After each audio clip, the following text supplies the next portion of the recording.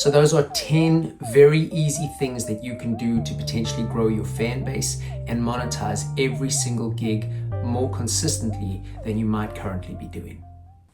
What's up, everybody? My name is Travis Mark from the Musician's Mentor podcast and now YouTube channel.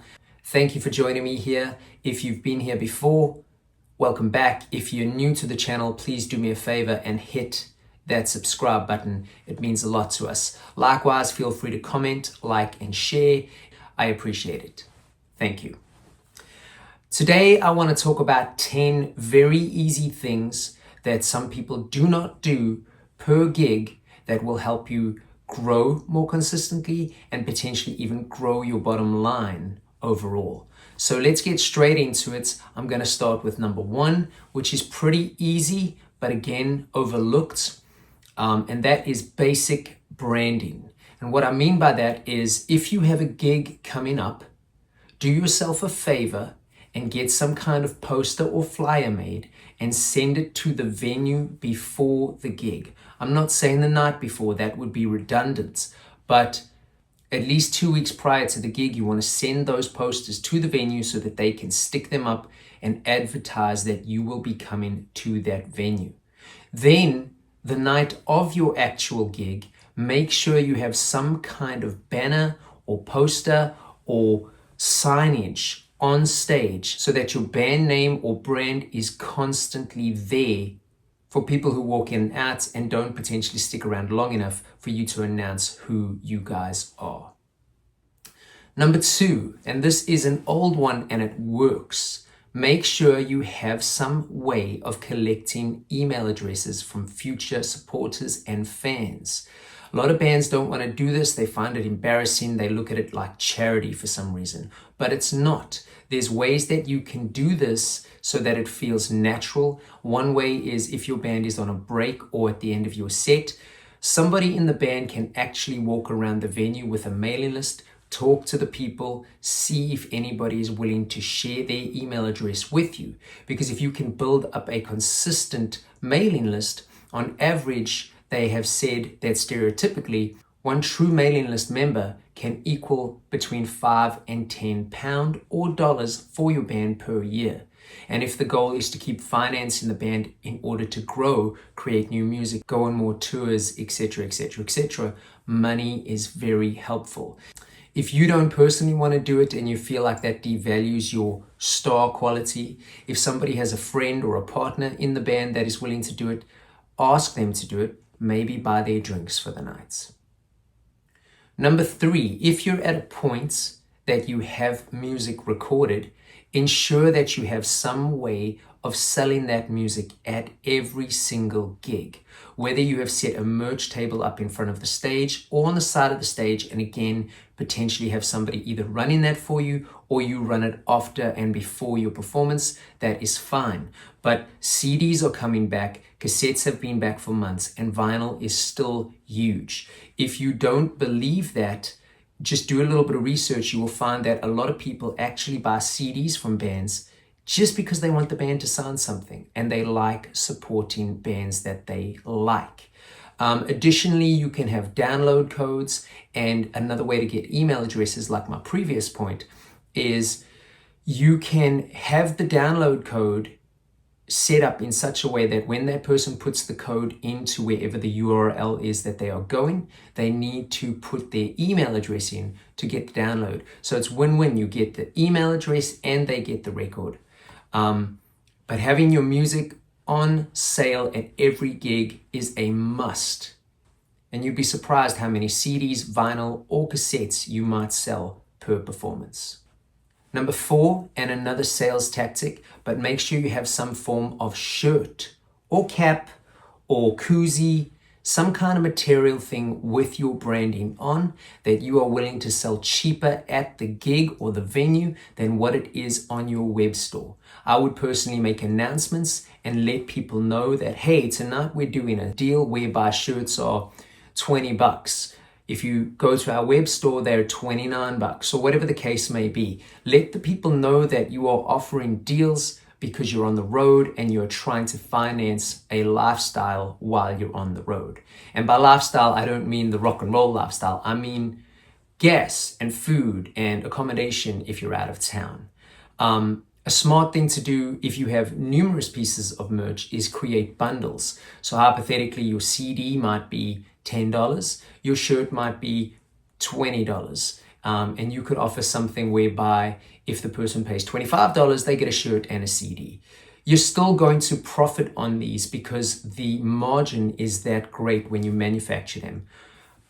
Again, a disclaimer there, that will depend on the numbers you're getting. If you're manufacturing 10 shirts, that is not going to help your bottom line. But if you're getting 100 shirts made each time, that will make a huge difference. And some people like getting deals. So that's just with a CD and a shirt. You can also offer CD, shirt, cap. You can also offer sticker, CD, shirt, cap, vinyl, photo with the band, CD, sticker, shirt, whatever it is. You can be creative, but there are many ways to bundle things. And again, who doesn't love a bargain? Number 5, and this kind of rolls back to the first point with the branding. Yes, it's important to have a banner or a flag or a poster or some kind of signage, but try and make sure you announce who the band is several times during your performance. You don't have to do this after every single song, but it's helpful to maybe strategize where you put it so that you are telling people who you are. And when you do, remind them that you're on socials and on streaming networks that you would appreciate the follow or the like or the share. Be genuine, don't be obtruse and obnoxious. Tell the people how much their support means to you and mention to them how important those numbers are for a growing band. You can even pull a gimmick, which I've seen a lot of bands do, where you say, hey, pull out your phone. And if you've got the crowd engaged, they pull out their phone and you say, type in our band name. All right, hit that follow button. Thank you so much. Yeah, everybody have a shot or whatever. But do something to engage them so that they want to become part of your community. Because if they feel like they're part of your community, eventually they will create memories to your music. And if there's memory creation to your music, nostalgia down the line becomes a great selling point. Number 6. This one is easy and it's dirt cheap.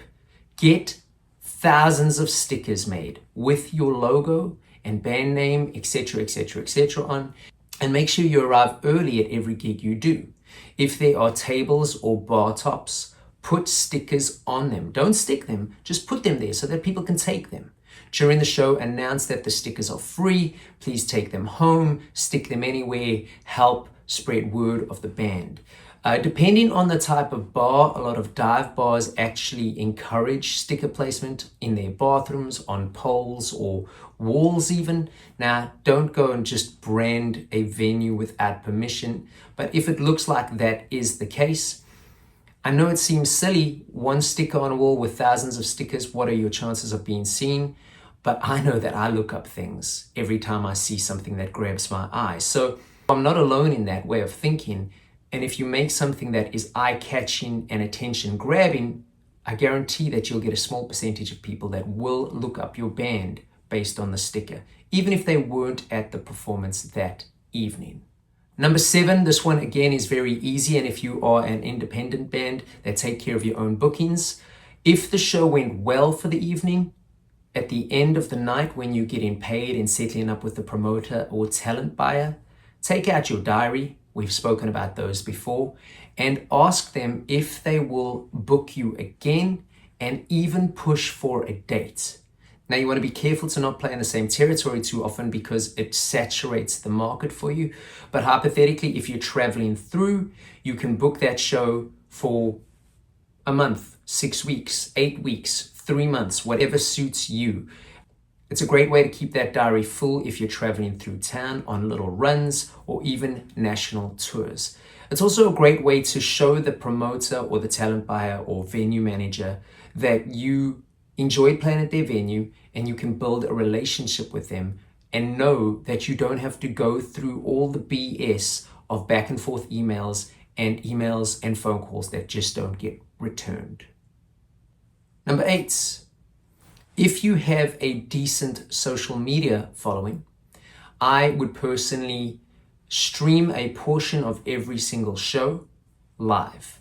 Now, let's say you're doing a run of shows and some are maybe bigger than others, then you can strategize and only stream the bigger shows, but don't even stream the whole show. Stream a portion of your show. If you're trying to push a certain single, stream just that single. Maybe the song before, maybe the song after. But don't stream your whole show because, again, it devalues you slightly and almost oversaturates you to your fan base. But it's a great way to create more content because you can cut that streaming up. And it's a great way for people who aren't in that territory that you're playing to see you. I've done this many times in bands, especially living in numerous countries at this point in my life. People where I grew up sometimes want to see me play. Well, they can't just fly over here for a night. So it's a great way to show you're constantly active, and it's a great way to just engage with online fans rather than always having to think of content. Number 9. Now this one you've got to be a little careful of because you don't want to piss off venues, promoters, or talent buyers. But if you have a decent rapport or relationship with those people at a venue and they know that you're passing through, and let's say your next gig is close enough to drive, mention your next show because you never know who in the audience is willing to travel to that next show. So provided it's not going to annoy the venue or talent buyer or manager of that venue where you are by promoting a different venue, there's really no harm in saying, hey, we're here tonight, thanks so much for watching us, and in 2 nights we're going to be an hour away in whatever city or whatever suburb or whatever venue.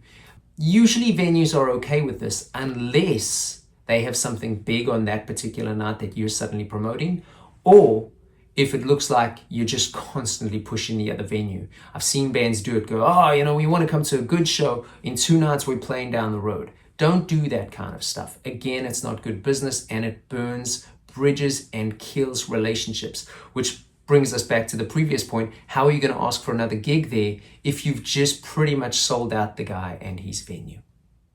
And lastly, number 10, and this one is more of an admin kind of role, but make a spreadsheet or a notebook if you're more old school and note down your attendance per show. It's a great way to see if you're growing in a territory, and if you are, maybe not on this run, but on the next run, if you see that you've grown substantially, then you can say to that talent buyer, look, we're bringing 100 people more than we did the last time. We need a bump in pay or more incentives with our rider because there's other venues in this area that want us. Now, again, be strategic here. Don't be like, hey man, yeah, we're so big now, bro. Like, we're not even going to play your crappy venue. Don't do stuff like that. Don't burn bridges. Think like a small business and grow into a big business, or at least a business that will allow you to make revenue as you grow. It's a win-win situation. I say it all the time. The venue needs to benefit, the talent buyer needs to benefit, the band needs to benefit, the people need to benefit. So give everybody a good time, form good relationships, and just watch everybody succeed. That's what it's about. I hope you find those helpful. If you do, once again, please hit that subscribe button. I will see you on the next one. Peace.